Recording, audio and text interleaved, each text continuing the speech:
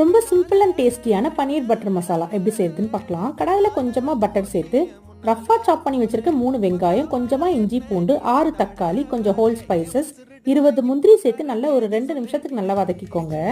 இது கூட வெங்காயம் தக்காளி வேகிற அளவுக்கு தண்ணி ஊற்றி ஒரு 10 நிமிஷம் நல்லா வேக வச்சுட்டு ஃப்ளேமை சுவிட்ச் ஆஃப் பண்ணிவிட்டு ஆற வச்சு மிக்சி ஜாரில் பியூரேவாக அரைச்சி வச்சுக்கோங்க.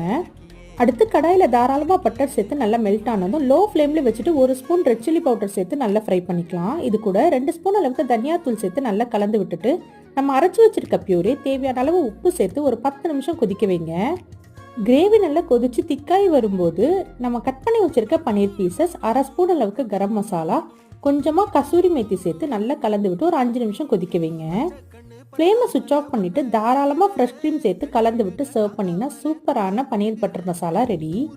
இது சப்பாத்தி புலாவ்னு எது கூட வேணாலும் ரொம்ப டேஸ்டியாக இருக்கும். கண்டிப்பாக ட்ரை பண்ணி பாருங்கள். நாளைக்கு வேற ஒரு ரெசிபியோட